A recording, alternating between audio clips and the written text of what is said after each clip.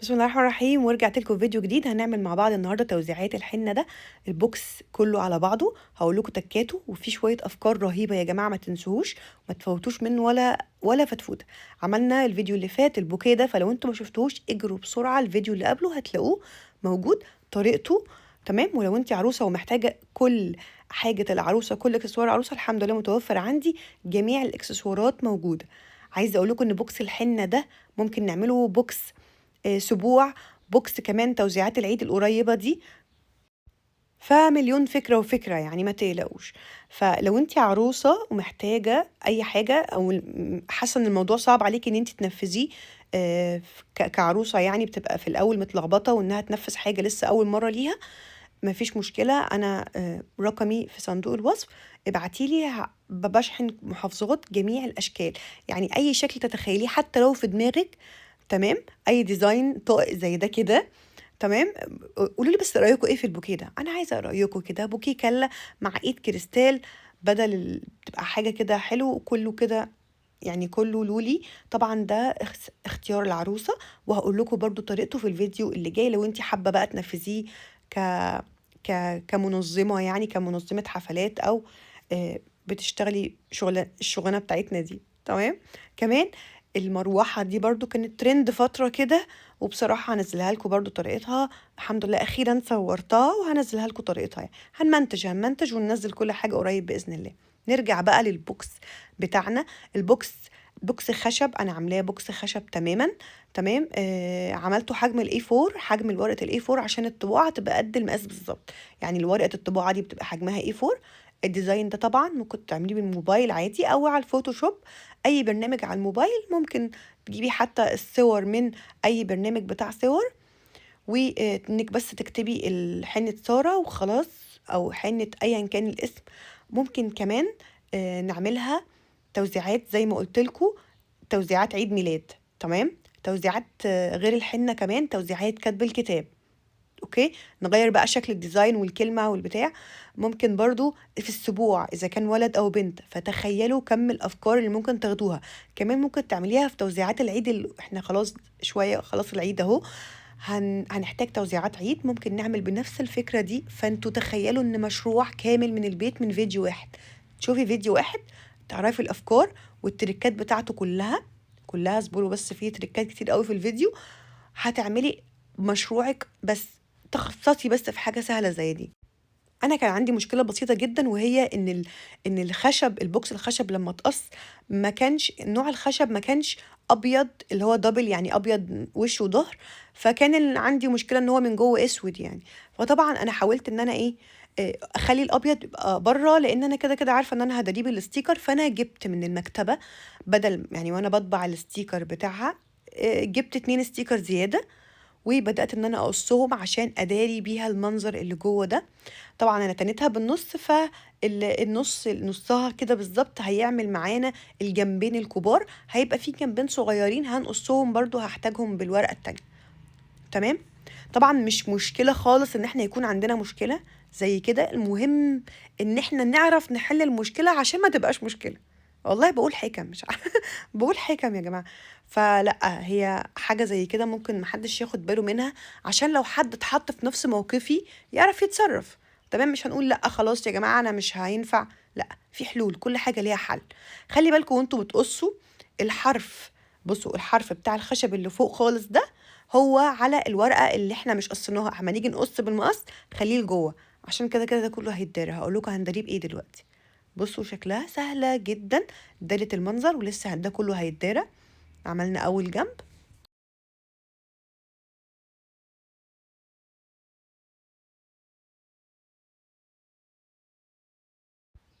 هنداري بقى الجنب اللي في الوش برضو بنفس الطريقه.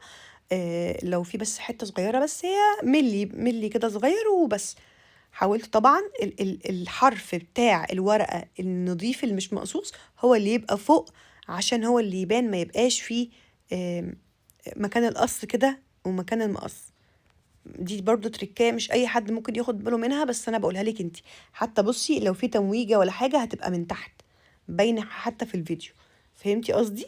اي تمويجة ولا اي حاجة تبقى، يعني ده حرف الورقة اهو، الحتة اللي احنا هنقص منها جوه دي تبقى هي اللي تحت. بس ايدك بقى قصت، حاسه الموضوع صعب بالمقص، سهل جدا بالقطر والمسطره هتظبط معاكي جدا. بس خلي بالك وانتي بتقصي تقصي على حاجه بقى ايه ينفع تقص عليها. بس شفتي الحرف بتاعها نضيف ازاي وجميل، عشان هي اصلا ده الحرف الاساسي بتاعها.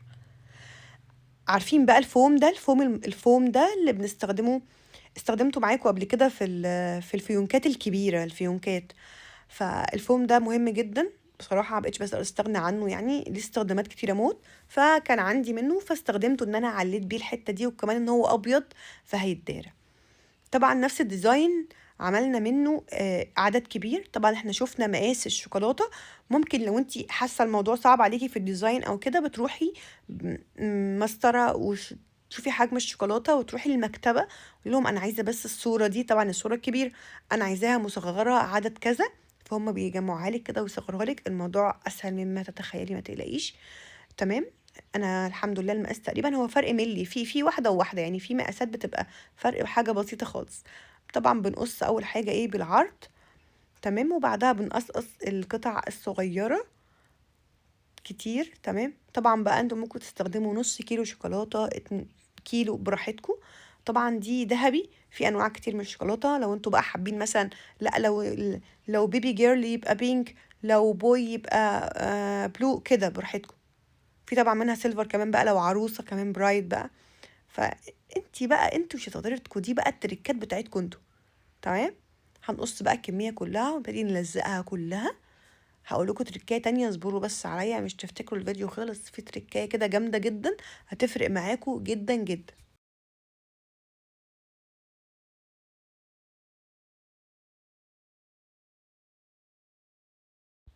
وهقول لكم كمان هنثبت الظهر بتاعها ازاي.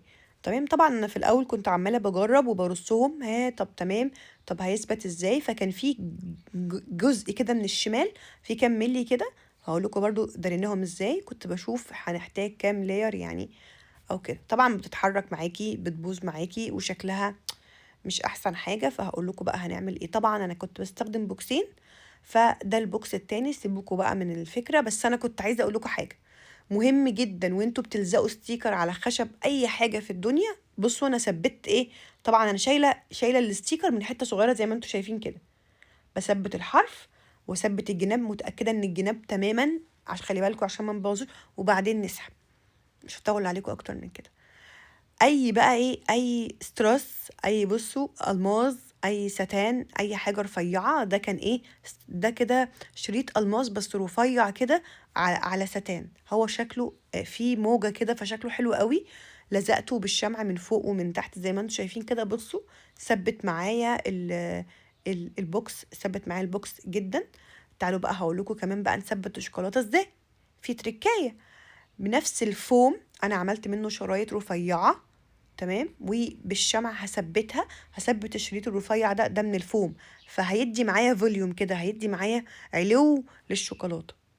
بصوا شكلها نقلتها في حته تانية. طبعا وانا برص الشوكولاته في الاول خلي بالكم انا عملت ايه.